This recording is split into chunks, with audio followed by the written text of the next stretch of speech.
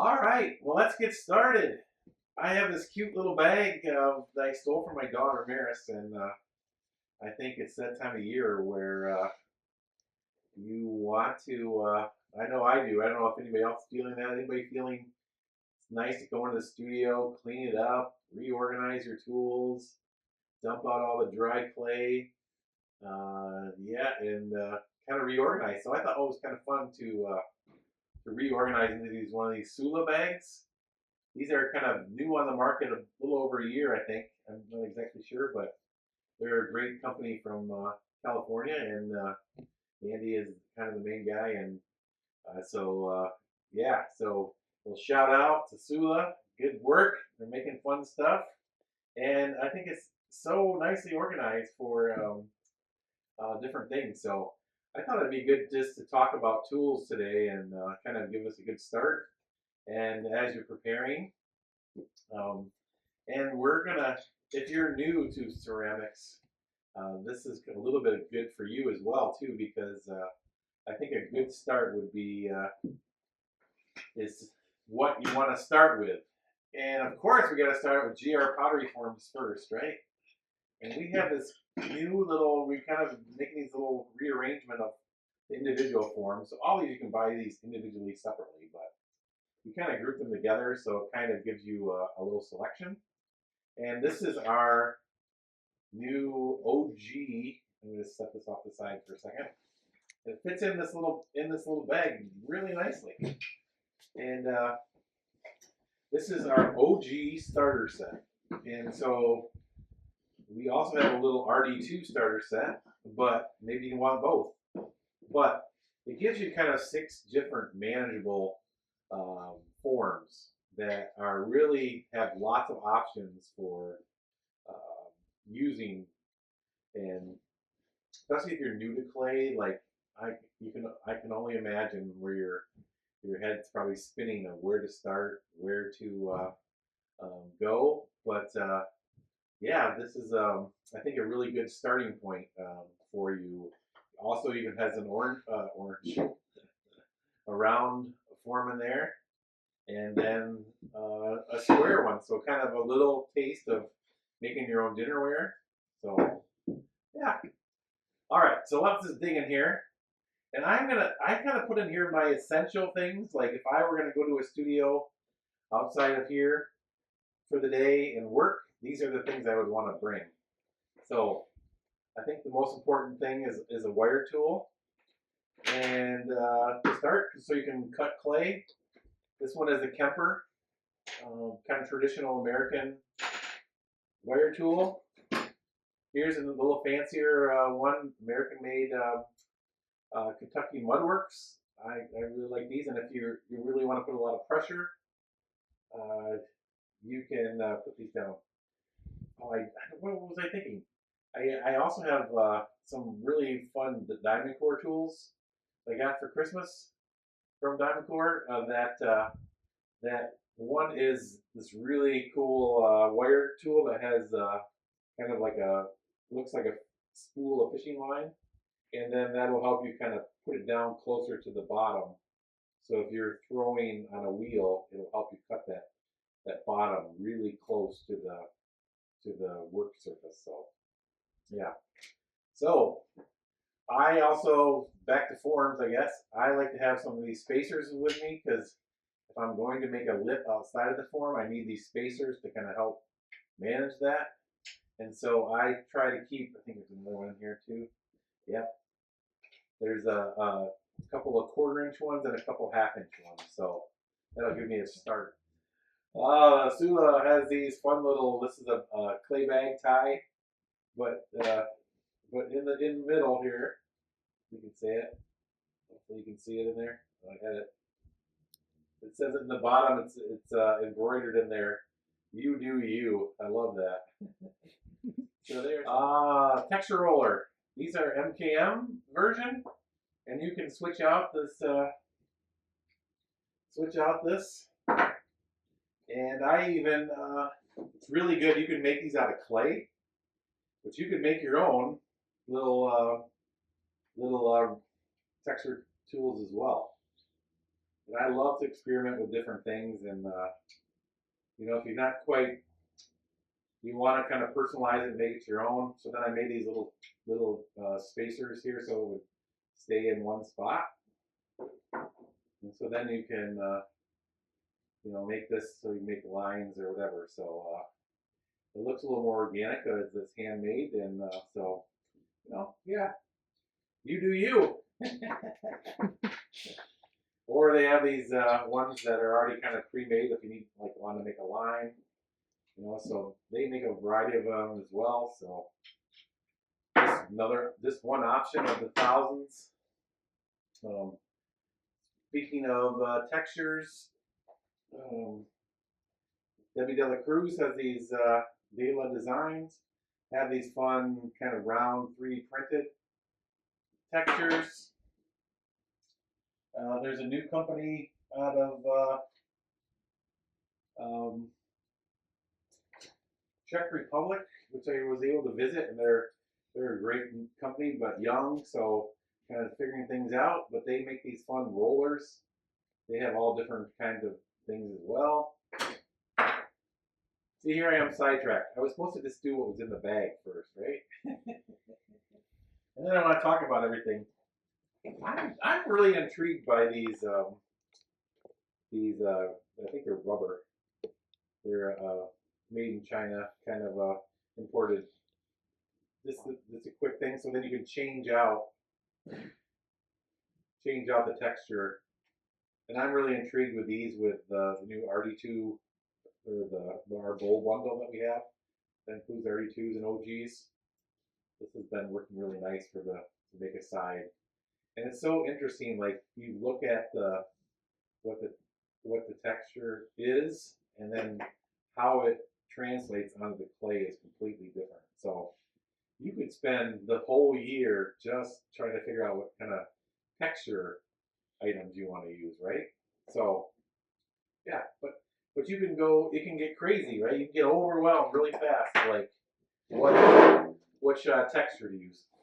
Where you can just go back to simple. And this is the other one that I'm intrigued with. If you've been watching some of the videos lately, this is a standard wood rib that comes with all Kemper pottery tool making kits. So then you may even have this already, find tools that you don't use, and then think about how I can use it. This works wonderfully to make a kind of a rib texture, or like a ridge. Yeah, so go back and look at some of those as well. So, all right, moving on. So, sorry, I can't forget. There's all these rollers, sweet rolling pins, and this is Jessica's from Playshare. So lots of different rolling pins out there as well. This is if you're new to clay, ribs.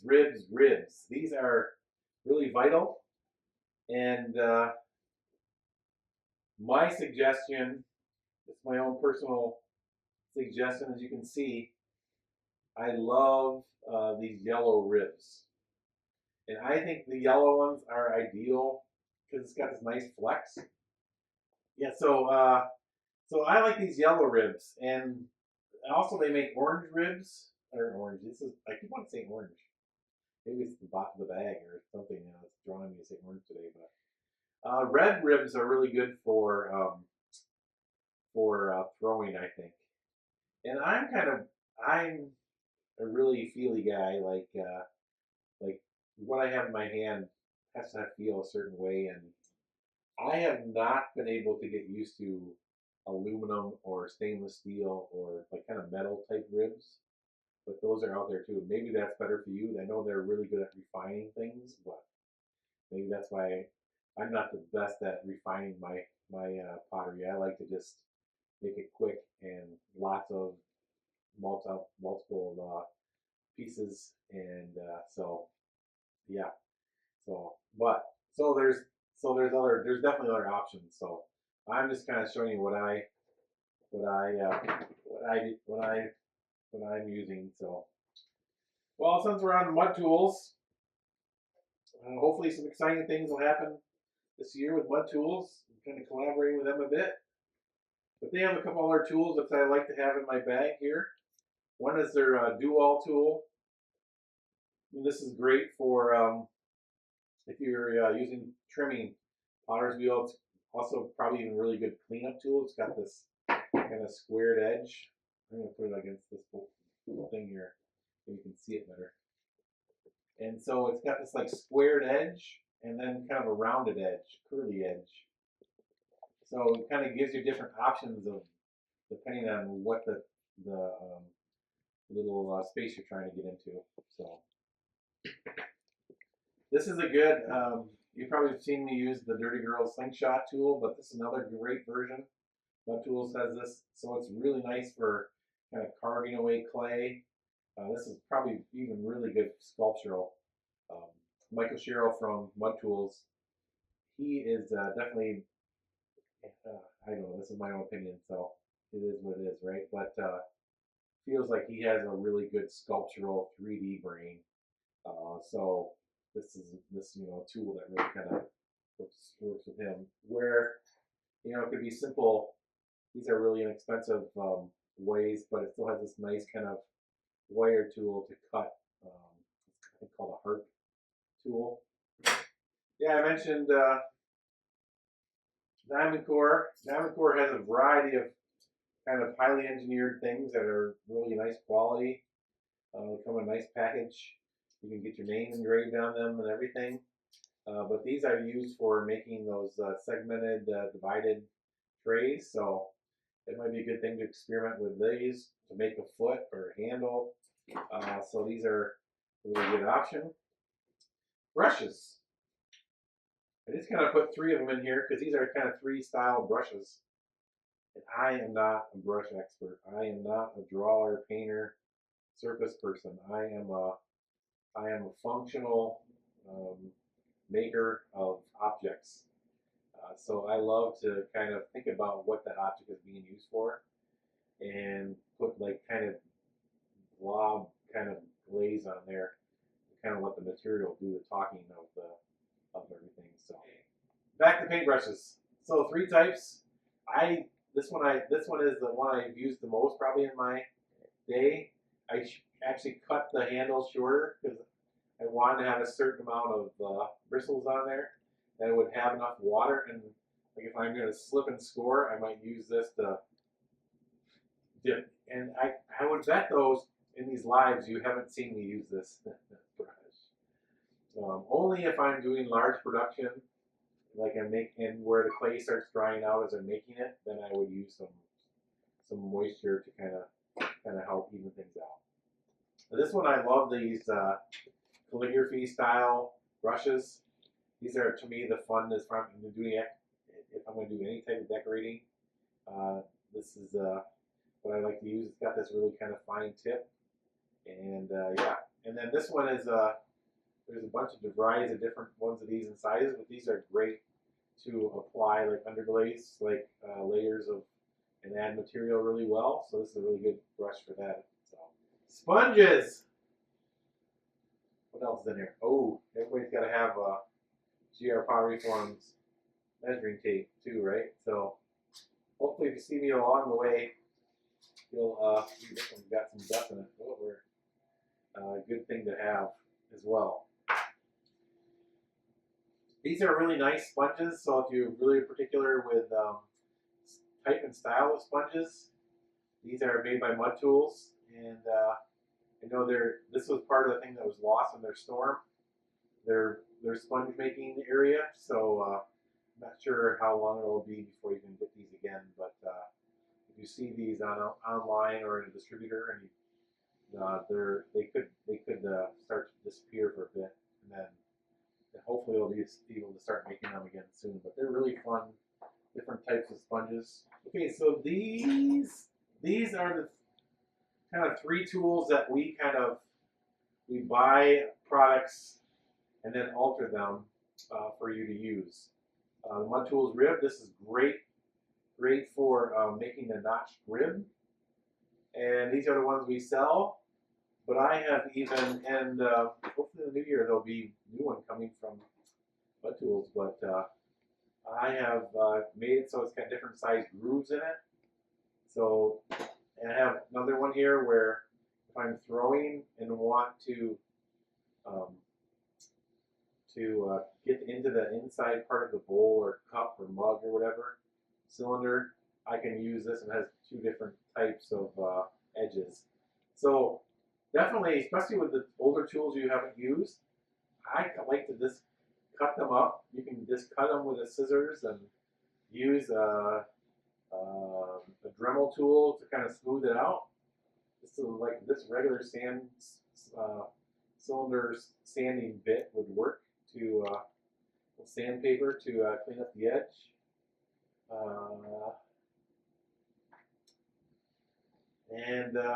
Yeah, so that's the rib. Then this compass. This is the Sue tool, we call it, and it's just a math compass, school educational math compass that you could use for.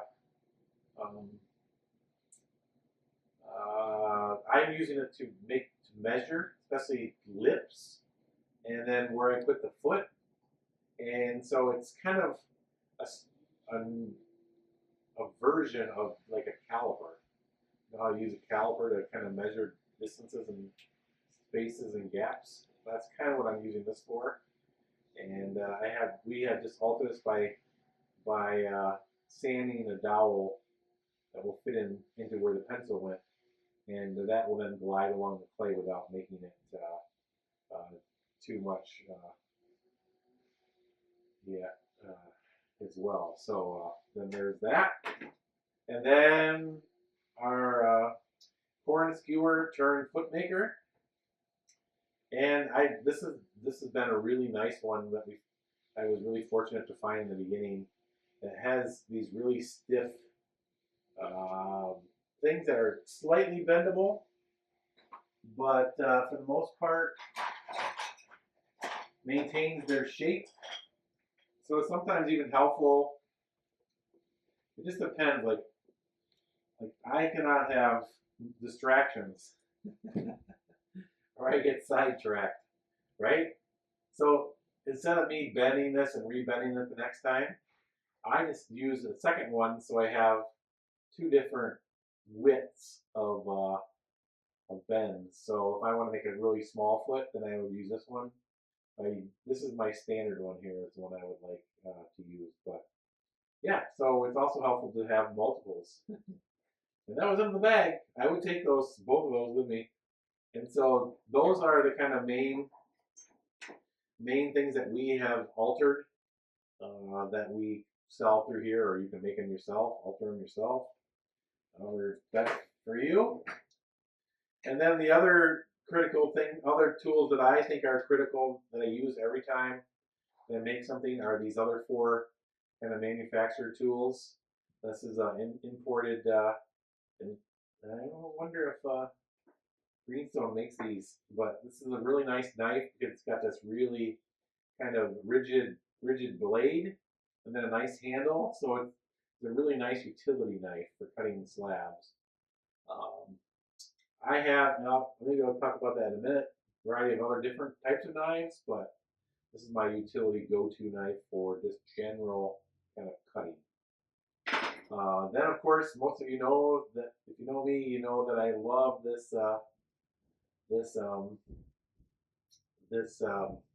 JA20 tool, and I really love it because it's got this kind of pointed end, which I can make lines or clean things up. Especially it helps to kind of clean up the foot when you're adding the foot. And then it also has this kind of round finger-like end that is great, for an extension of your finger. So yeah. So yeah, and I think this may be a Greenstone one here too. But these are really nice. It's got an aluminum center that makes it kind of really nice and smooth to hold onto. And it has a looped edge or a straight edge. And I really like the sharpness of this. So it's really nice to do some final cleanup. I don't like to do the leather hard cleanup unless I have to get into an area because it's so sharp that it can gouge. But it is a really nice way to kind of clean up unwanted clay especially in the bone dry stage, but then also sometimes in the leather hard stage. And then I love to use this rasp, and Mud Tools makes one called a shredder. But this is made by Stanley, the U.S. tool company. They make it for wood and drywall, but I've seen chefs use it for seen online or whatever, Instagram. They're using it to shave away chocolate. So this shaving type thing works great for, as I was talking about, that leather hard stage, especially for small trays and dishes where we're kind of cleaning up and smoothing off, removing a lot of unwanted clay. This is like the ideal tool that I use for that, to kind of readjust the sides to have them all be equal in measurement. So yeah, so those are the kind of the main tools that I use for GR pottery forms on a regular basis. All right, a few other things still in my bag. Pencil, Sharpie, you know where to find those. I'm particular with these really nice quality German ones. They've been around forever. And then a pony roller. These are a really nice thing for applying underglazes, adding texture. If you're hand building and you want to make the edge smooth, you can kind of run this along the edge. Also great to make handles, like if to kind of shape a coil of clay to make a handle. And I actually hardly ever use this side. So maybe I would have a tool that was just this side. So this side takes up a lot of space in my toolbox, but I don't even really use it. So maybe that's a good idea. Maybe in the new year I'm going to make one of these that doesn't have that side on there. Yeah, I kind of have 3 different main go-to knives. I had more in the past, but for now I have used these 3. So just a nice X-Acto knife is really good for really fine detail kind of finish work and also slab creation. So I'm going to make a spout. This is a tool I would often use to help make that. Of course, the Dolan cutting knife. There's nothing like it. I also like to use it to make holes. Maris was this year and made some those herb pullers. And so what's nice is that you can insert, it's kind of this kind of cone shape, right? So the further you push it into the clay, the bigger the hole will be. So you push it all the way in, you're going to have a pretty wide hole. You just push it in a little bit, you'll have a little hole. So medium-sized hole. So this is a fun thing to make. It's a great tool to make holes. So again, talking about spouts of teapots or other things like that. This is a great knife. So these are the 3 knives, and again, I talked about the utility knife, and then this X-Acto knife, and I haven't changed the blade in 15 years probably about due, but it's kind of nice that it's got this kind of rigidity, and I think the length also matters of the knife that you're using for the job that you're trying to accomplish. So, and at what stage of the clay that the clay is at to use those knives. So this is definitely so knives are kind of that topic. Trimming tools. You don't see me demonstrating a lot of throwing, but these are probably 3. These are just 2 different versions of kind of a pear-shaped trimming tool. And in the U.S., we use these for some reason. Other places in the world doesn't seem to, but they are kind of a go-to to remove a lot of material from your clay. I think he's not around anymore. This was made by Buffalo. I think it was Buffalo something. So I don't think he's selling his tools right now. But this is more of Asian style tip, and I really like this one because I'm able to kind of cut the foot in there. It creates a different angle, can remove a lot of kind of detail work as well. And then this is the Kemper version, and this is a really nice one too for getting that detail work with potter. I used it a lot when I was first doing throwing, but then now I've oh, bison. Thanks, Birdhouse. Of course, you are. You're always got the perfect good information. Yeah, bison. Yeah, this is the bison carbide tip one, and I have a couple other ones too, but this is the one I kind of go to. So these are great trimming tools if you're going to use any throwing. Scissors, you know, everybody knows about a scissors. That's on my bag. It's helpful. Wire tool. I didn't really talk about this too much. These were, if I'm going to do some scoring and slipping, these are the two tools that I would use. I hardly ever add actual slip, but usually just moisture and the scoring tool. So this is another Kemper version of scoring tool. So, and then, yeah, I'm not sure where I got this blade, but I think that's it for the Sula bag. Thank you, Sula, for holding all the prized possessions. And then I just wanted to talk about a couple other little things I have in here. For my own particular stamp, I have the GR Pyriforms icon kind of stamp here. So if I make anything GR Pyriforms, I sometimes use that. And then on the other side, I have this kind of, and I tried to switch these every 5 or 10 years or so. So when I was doing heavy production, if you find a piece of pottery that has this kind of marking on it, that's one of I made during my production kind of stage. And I just cut a little bit of line in there, so it kind of represents a J in a strange way.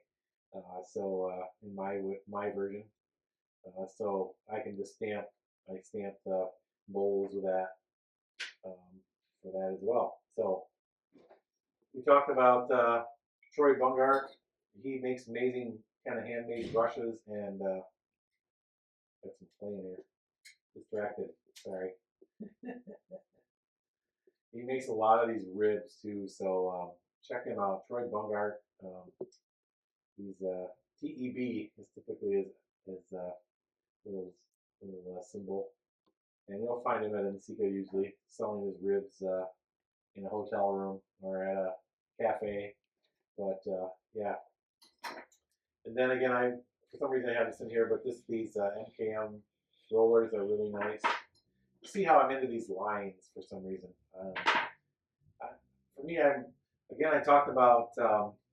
I like that the materials are doing the speaking for me for my functional pottery, the glazes and clay, and the combination of the two of those, and yeah, those. So for me, having lines in there kind of gives it doesn't distract from the material, but it helps to move the material around the surface of the piece. So yeah. These are kind of new things on the market. I think green stone's still on here, but I know they're making some of these as well. But this one is made by Mud Tools, and it's kind of a new kind of stylus type piece. So again, probably a little more sculptural. If you want to kind of create ridges in your piece, this is a good kind of tool. There's a lot of these are popping up on the market currently. A lot of them come from the dental industry, where they're using to kind of sculpt and refine our teeth. So they're stainless steel, but if you need sculptural, textural, specific work, yeah. I have these little pair of tweezers that are really nice. If you